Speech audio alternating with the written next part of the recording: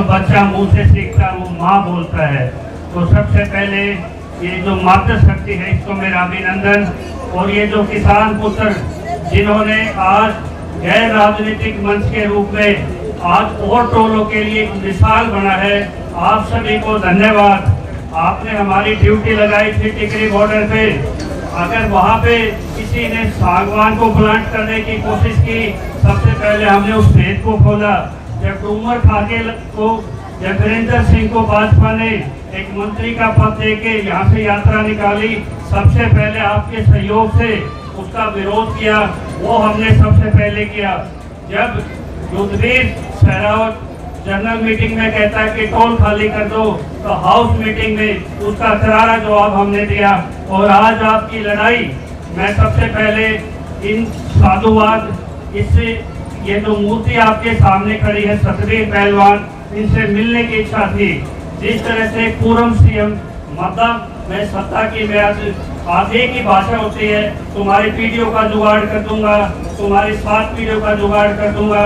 लेकिन जिस तरह से इस मंच ने गैर राजनीतिक रह के जैसे ही इन पे कोई प्रहार हुआ, सबसे पहले अगर उसका कोई पुतला जलाया दादरी में टिकरी पे, तो हमने वहीं से ऐलान कर दिया था कि खटखड़ टोल ने जो फैसला लिया है, हरियाणा के सभी संगठन उसके साथ सिर कटाने के लिए भी तैयार हैं। तो ये ताकत अगर जिसमें होती है, क्योंकि हमारी राजनीति से लड़ाई है, आज कोई एक बेस में आएगा, कल कोई तीसरे बेस में आएगा। हरियाणा संयुक्त किसान मोर्चे ने 5 प्रस्ताव किए थे कि हम अपना मंच और माइक किसी राजनेता को नहीं देंगे, आपने उसको लागू किया है।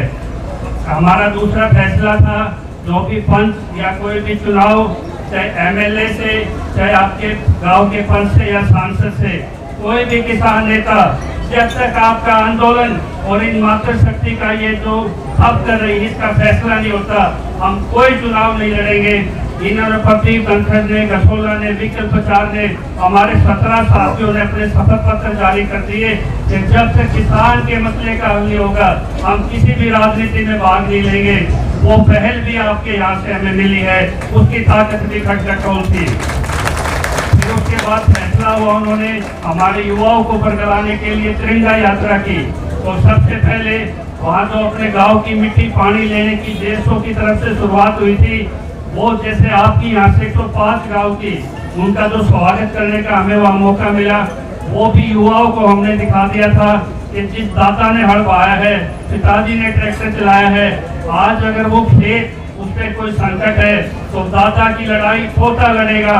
और पहली बार पाखंड का शिकार होके हरिद्वार न जाके उस मिट्टी को जिसमें उसका पसीना खून मिला हुआ है, वो टिकरी बॉर्डर पे जाके कहता है, खेत है मेरा धर्म, किसानी मेरी धर्म है, खेत मेरा मंदिर है। क्योंकि खेत से बड़ा कोई मंदिर नहीं हो सकता, जिससे चींटी से हाथी तक पूरे विश्व को हम पेट भरने का काम करते हैं। और आज के अखबार की एक खबर है, ध्यान करके कहना, जेजेपी और बीजेपी ने षड्यंत्र के तहत जितने भी हमारी साम्राज्य जमीन होती थी गाँव की, सभी के डिजिटल इंडिया के माध्यम से उन्होंने उसको अपने नाम चढ़वा ली, उसकी गिरदावरी।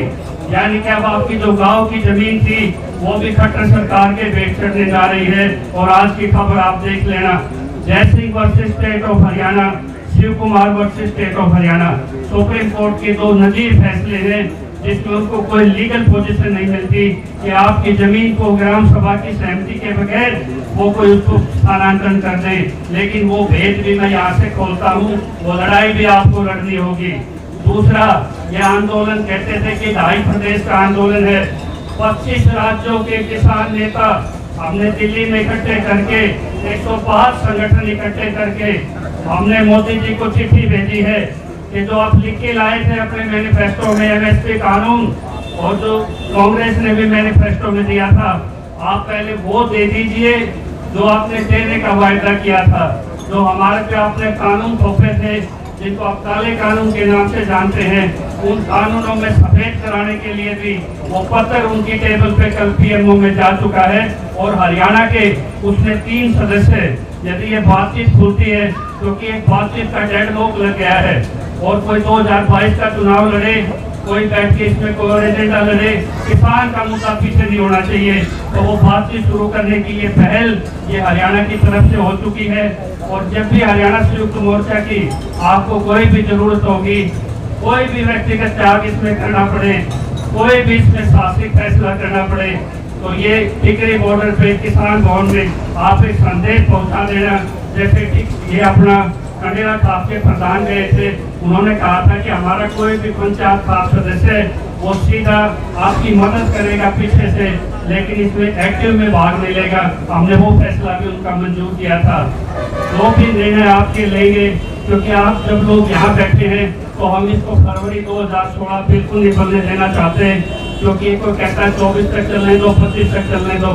हमने अपना त्याग करने में आप लोगों ने कोई कसर नहीं छोड़ी, शहादत देने में भी कसर नहीं छोड़ी। अब सवाल हमारे ऊपर उठता है, जो सिंह टिकरी बॉर्डर पे नेता बन के बैठे हैं, वो टेबल पे बातचीत को खोले और वो करे किसान के मसले पे।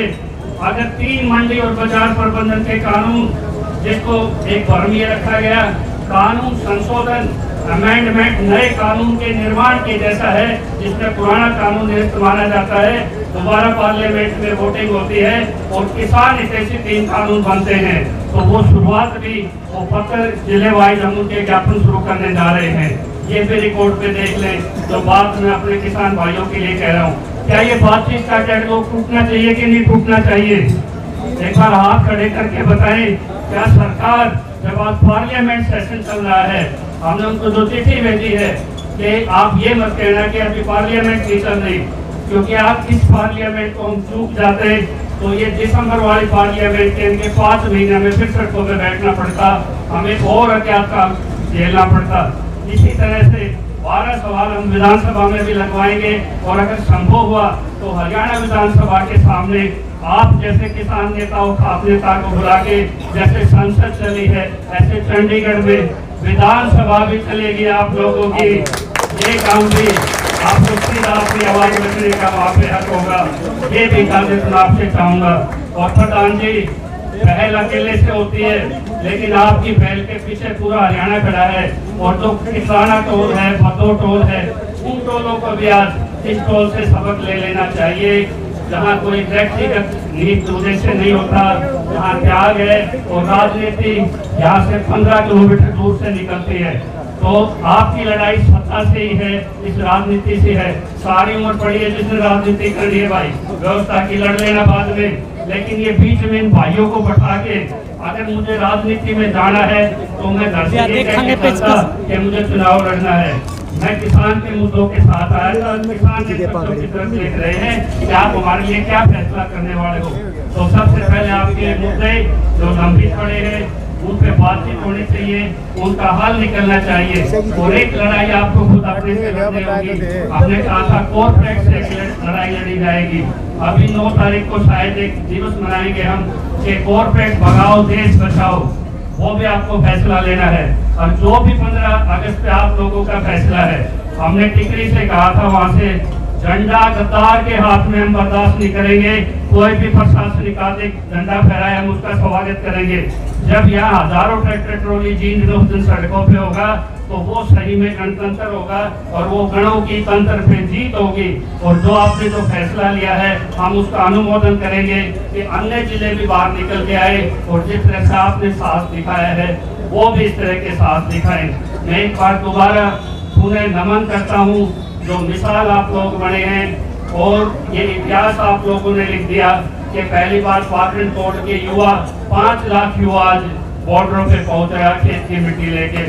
आज बुजुर्गों को सिर्फ आपको ये मोर्चे संभालने हैं खाली, और नेता जो भी इसकी मेरी जगह यहाँ बोलने आए उससे कहना कि हमारे मुद्दे पे क्या प्रोग्रेस है ये बताइए, आप कितने गैर राजनीतिक रह सकते हैं ये बताइए, कितने मुखर रह सकते हैं ये बताइए, क्योंकि ये कसौटी है और ये वचन जो सिर पे रख के चलते हैं इसकी लाज हर एक वो नेता रखे, क्योंकि ये व्यक्तिगत लड़ाई नहीं है, ये मिशन पंजाब, मिशन उत्तर प्रदेश, उत्तराखंड ये वो लड़ाई नहीं है, ये मिशन किसान लड़ाई है, ये खेती बचाने की है। और भाई 7 लाख जमीन है ना, तो सारे गाँव में कॉलेज बन जाए करें, पॉलिटेक्निकल बन जाए करें, ये भी आए नहीं रहेगी ना, तो गाँव का एक तरह से गांव के अधिकारों की हत्या की जा रही है। इस मुद्दे को भी आप गंभीरता से ले।